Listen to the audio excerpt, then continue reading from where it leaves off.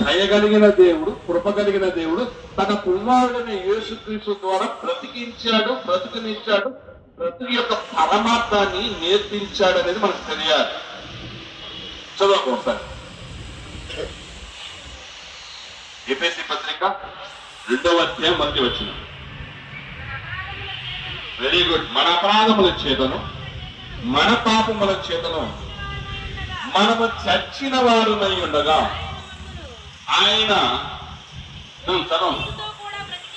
క్రీస్తుతో కూడా బ్రతికించడం చాలు. క్రీస్తుతో చనిపోయి నరకపు ద్వారం దాకా వెళ్ళిపోతే మరలా ఆయన చెయ్యడం అంటే యేసు ప్రభు చేతులు వదిలిపెట్టి నీ చేతులు పట్టుకున్నాడు. ఆయన శిలువలో ఇలా అంటాడు, నా దేవా నా చెయ్యి ఎలా విడిచిపెట్టాడు. ఆయన చెయ్యి విడిచిపెట్టకపోతే మనం చెయ్యి పట్టుకుంటానికి ఆస్కారం లేదు.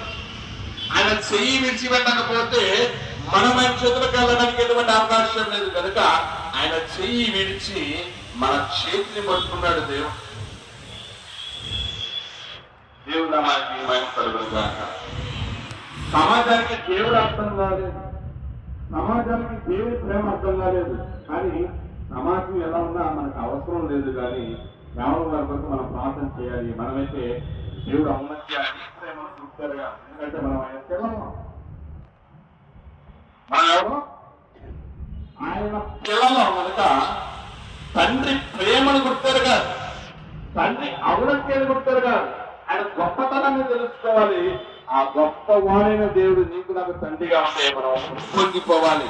నా తండ్రి గొప్పవాడు.